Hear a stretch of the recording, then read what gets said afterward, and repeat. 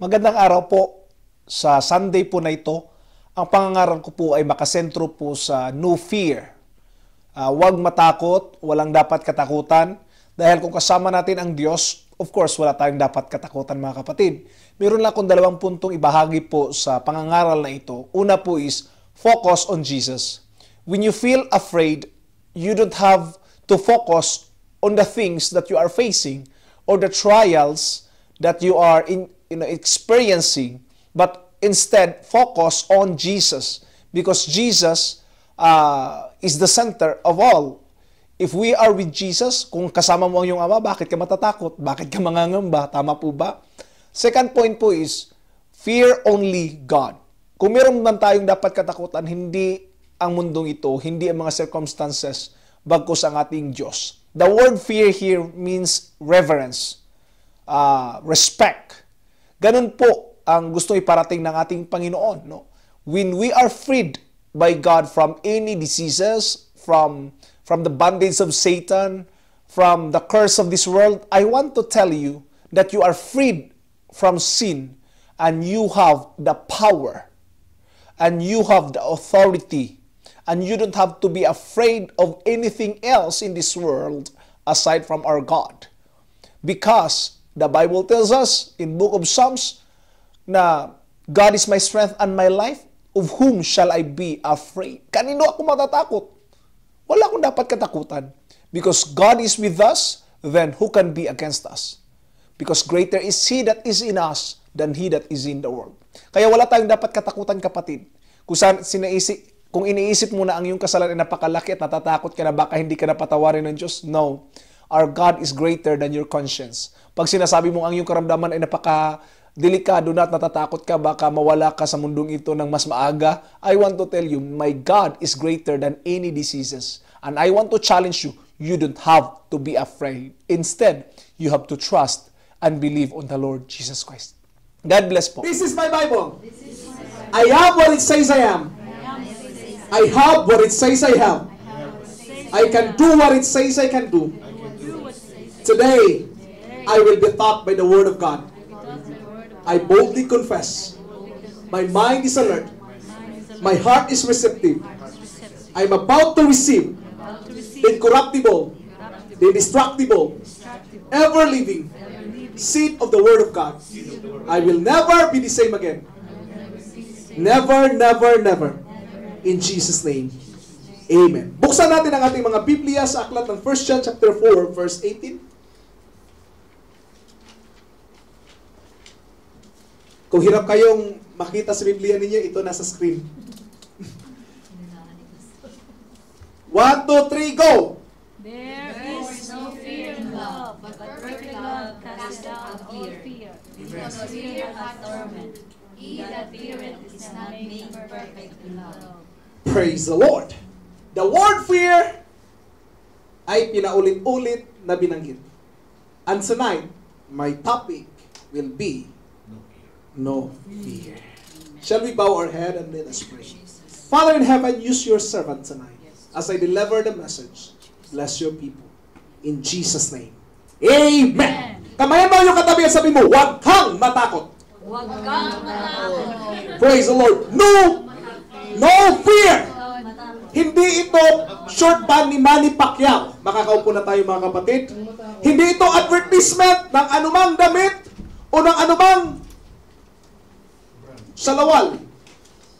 But this is what we call the concept that Filipino or the Pentecostal of Jordan should understand. No fear. The Bible tells us, there is no fear in love, but perfect love casteth out fear. Look at this. The Bible tells us that the love casteth fear. Last week we discussed that love moves. But now, fear, there is no fear in love. And perfect love casts fear. Because fear hath torment. Did you know that fear is faith?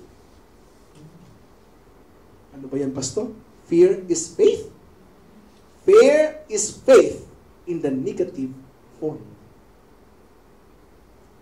nangyari naging fear, naging faith, ang fear? Madaling sabi mga kapatid, kung ano kinatatakot natin madalas nangyayari. Bakit? Pinaniniwalaan natin. Tama ba? Our positive thinking. Maraming nangyayari na tayo, yung kinatatakutan natin, hindi naman totoo halos madalas eh. Pero takot pa rin tayo. Di ba? Takot tayo sa mundo. Marami tayong takot, di ba? Takot tayo sa bukas. Takot sa binan. Marami na. Takot tayo sa inuutangan. Marami tayong kinatatakutan. Tama ba? Marami tayong kinatatakutan. Pero saan ba dapat ang pagkatakot mailalagay? Minsan ang takot natin nasa mali. Natatakot tayo sa mga bagay sa mundong ito. Kayong alam nating mas malakas pa rin ang pinaglilingkuran natin higit sa mga bagay na ating kinatatakutan. Maraming mga taong takot sa mundo. Takot sa miracle. Sabi nga ni Micah, di ba? God is greater than the boogeyman. Bakit meron bang boogeyman? Bigger than Godzilla. Oh, he's bigger than Godzilla than... Ano yun? TV. Because the children, tinatanim kasi natin sa isip ng ating mga anak yung pagkatakot. At anong nangyayari? Yung takot na yun ay hindi nagkukos ng productivity sa kanila. Sabi ng ama, nagawa tayo ng building. Sabi ng anak, akit ako din. Huwag anak! Nakakatakot! Hindi daddy. Gusto kong umakyat sa gagawin mong building. Huwag na anak! Kasi nakakatakot nga eh. Sa katagalan mga kapatid ng argumento, napalo tuloy yung anak. Hindi pa nagawa yung building, napalo na yung anak. Sa sobrang takot. Minsan mga kapatid, yung takot natin, pag siyang namumuna, delikado. Because fear is faith in negative form. Now, anong sabi ni Job? 1, 2, 3, go! For the things which I agree to fear is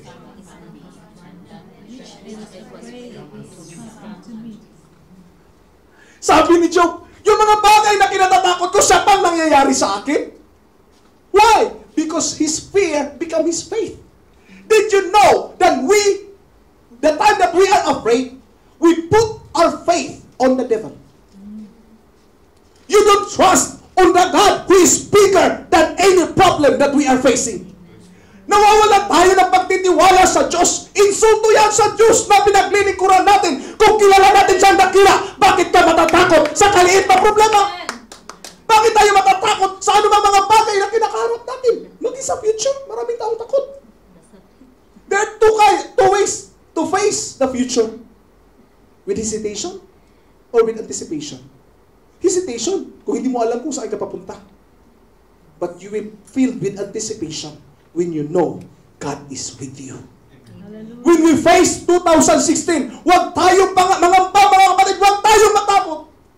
Huwag tayong mapuno ng pagkabalisa. Minsan, nag-umpisa ng negosyo, huwag yan, bakit? Baka malugi. O ito na lang, huwag yan, baka malugi. Wala ka talaga maumpisan kahit isa. Kasi naubos na yung puhunan mo, hindi ka pa nga nakapag-umpisa. Nalugi ka na. Did you know that courage is not the absence of fear? It's just learning how to tame the fear. Hindi ibig sabihin, yung mga negosyante walang takot. Yan, ngayon na nag-crash ang market. Ibig sabihin, hindi sila natakot. Natakot yan. They have still fear. But the question is, na-control ba nila? Yes. Everyone has fear. Di ba? Meron pang, ano yun, mga phobia-phobia? Pag takot ka sa tubig, aquaphobia ba yun? Pag takot ka sa aso, pirophobia. Ay, aso. No, aso pala yun. Doggy phobia. Hindi ko alam kung anong phobia yan. Maraming phobia! Nilalagay na lang yan eh. But did you know? It's not the absence of fear. It is learning how to tame the fear. Amen. May takot pa rin tayo. Pero tanong, kaya mo bang i-control? Baka tayo ang kinokontrol ng takot natin, hindi tayo ang kumukontrol. Ulitin ko, baka ang takot ang siyang kumukontrol sa atin at hindi na tayo ang may kontrol sa takot. Sabi ng isang speaker, sinabi niya, dati-rati, pag tumatayo ako, I feel butterflies in my heart.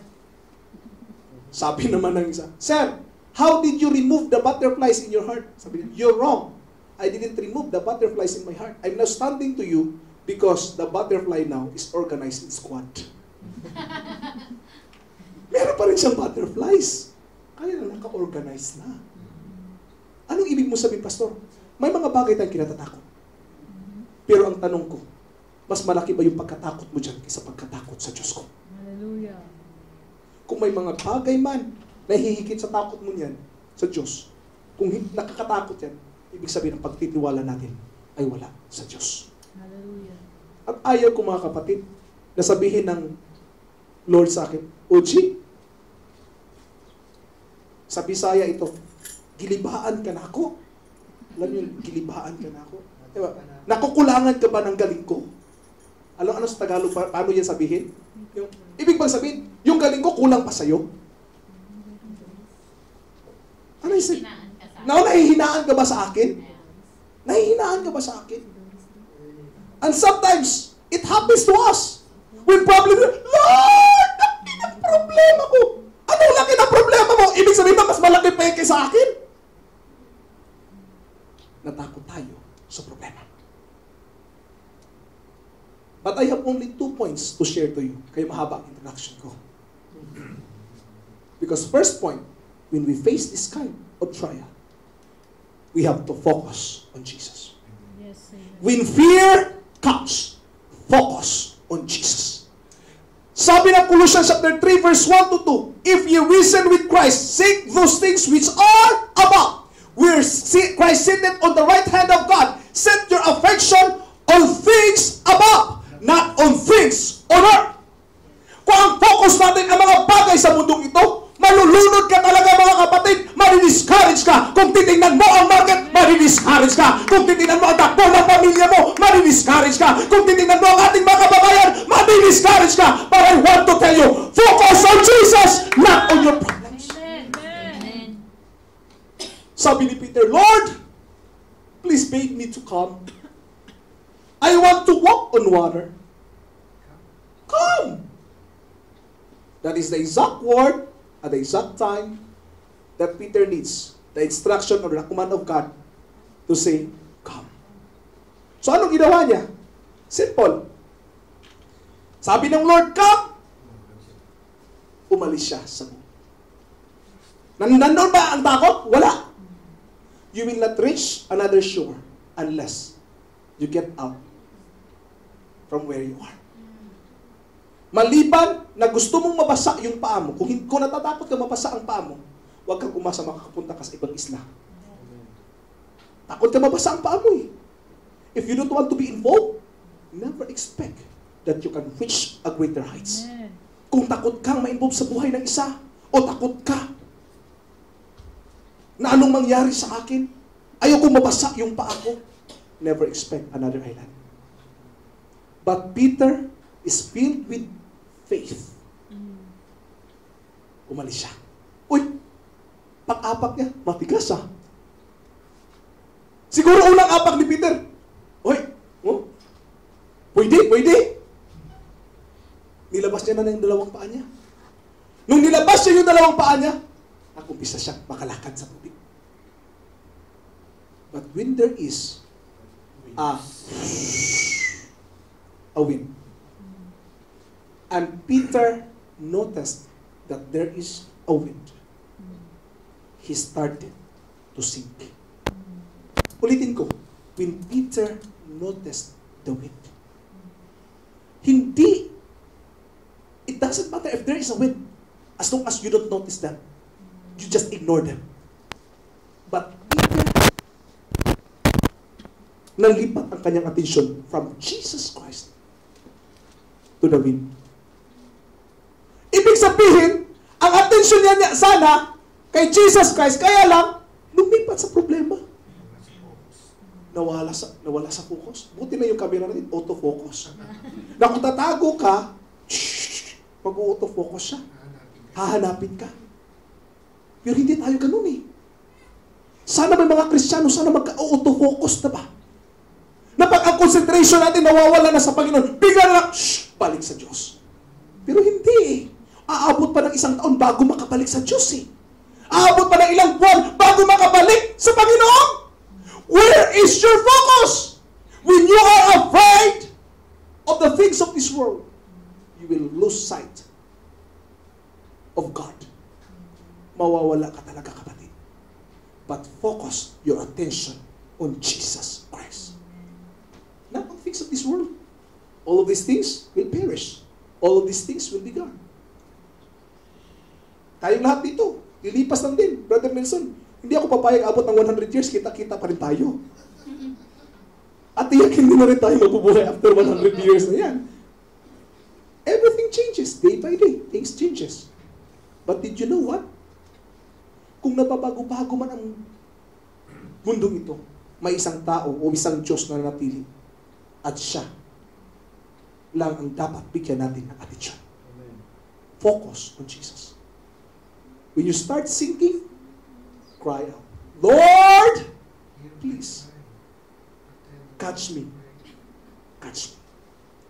Ang sabi ng Biblia, Jeremiah 33:3, the dial mo yung number na yun, Jeremiah 33:3, call unto me, and I will answer thee. If you are now in the sinking sand, if you are now in the sinking, in the situation that you are stuck in a rock, kasi nga, you are listening to the voice of the wind. My suggestion is so simple. Focus on Jesus. Do not be afraid. Pastor, ano ibig mo iparating sa amin? Pagod na ako matakot, mga kapatid. When I started this ministry, sinabihan ako, huwag ka magkandak ng mga Bible studies sa labas. May mga secret police na ganito ganyan. Takot ako. Dami kong takot. 2 buwan ako nagkulong dyan sa fellowship house na yan. Huwag kang basta lumabas kasi wala ka pang Arabic. Makarinig lang ako ng busis. Akala ko nag-aaway na. Takot ako. Naranasan mo yan, asa? Na parang akala mo nag-aaway na sila. Ano ba to? Ako, Sister Doris, hindi talaga ako lumabas 2 buwan. Isipin mo yun. Sister Divera, 2 buwan kaya mo sa loob. Hindi ka lalabas dahil sa takot. But I want to tell you, sabi ko, Lord, pagod na ako matakot. If I will not get out, who will know that I am here? Kung hindi ako lalabas, sino makakaalam sa salitang bitbit na bitbit ko? But it doesn't mean, mga kapatid, na magbibitbit ako ng Biblia, mga ngaral ako sa daan, because it's a violation against the law. But what I mean is this, I cast my fear unto Jesus. Sabi ng Biblia, cast all your cares unto Him, for He cares for you. That's my cares, the fears that I have. I have cares in my life. I worry too much. I have this problem, mga kapatid. Akala ko puro problema ang nakapalibot. But soon I understand, mga kapatid, na hindi pala ganon ang sitwasyon ko. It's just the thing that is implanted in my mind, the fear. And when I started to look at different perspective, I said, Lord, I want to give my trust on you. You are greater than anyone in this world. And we don't have to be afraid. My first suggestion is focus on Jesus. You are in sure footing when you are in Jesus. Ang sabi ng Biblia, and the rain descended, and the floods came, and the winds blow, and beat upon that house, and it fell not, for it was founded upon the rock. If you will focus on Jesus, and your faith is established, is founded on the rock, you don't have nothing to fear. You don't have to fear. Wala kang dapat katakutan. Kung kilala natin ang ating pinaglilingkuran, wala tayong dapat katakutan. Pagod na tayo matakot, mga kapatid. Before, I'm afraid to reach out to Filipinos. Baka taga Mindanao yan. Tapos pugutan ako ng ulo kasi kinonvert ko yung isa. Di ba? Takot ka. But now, mga kapatid, sabi ko, Lord, kung hindi ka magmumudmud ng trucks, who will know that there is a Pentecostals of Jordan. If I will not do the part that was given to me, what will happen?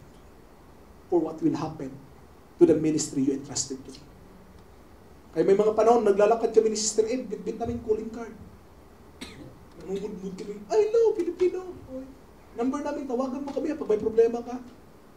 Kasi alam natin, pag may problema, siya ka lang lalapit sa Diyos. Tama ba? Tawagan mo kami pag may problema, ha? Yes. Andi ko. And some of them are serving Christ. Church, we need to understand na ang pagkatakot ay walang kapangyarihan sa mga anak ng Diyos. Amen. Kung papahintulutan natin ang pagkatakot, it will cripple you and it will lead you to destruction. Second point, hindi ako matagal mangaral. Fear only God. The word fear here is reverence. Paggalang, respect, honor. This is what we call the fear. I don't have to be afraid with the problems, with the trials, as long as I know I am with God. Wala tayong dapat ikatakot, mga kapatid, basta kasama natin siya. Brother Nelson, papayag ka ba? Anak mo, hawak-hawak na yung kamay mo. Daddy! Daddy! Ano yun? Ano yun? Tapos banda sa unan, Daddy! Ganun! Tumahimik ka nga, kasama mo ako. Kasama ko si Micah, mga kapatid na lakad. Daddy, I'm afraid of the dark. I'm afraid of the dark. Sabi niya, okay. Are you afraid of the dark, ha? Si Max, ewan ko anong iniyak yun. Afraid of the dark, siguro yun. Sabi ko, wala ka bang tiwala sa akin? Daddy mo ako. And I am willing to protect you even unto death. Because you are my daughter. I will do everything I can just to protect you. Kung masabi ko yan sa anak ko, hindi ba yan sinabi din ng ating Panginoon sa atin? Amen. That I will be with you. I will never leave you. I will never forsake you. Bakit ako matatakot kung may mga pangako ang Diyos at may mga pangako akong pinanghahawakan na kailanman hindi ako iiwan ng Diyos. Kailanman hahawakan niya ako, mga kapatid. Sa lahat ng oras, hindi niya ako papabayaan. Bakit ako matatakot? Church, puno na ang ating buhay sa pagkatakot. Maraming mga bagay sana na atin ang narating kung hindi lang tayo matatakot.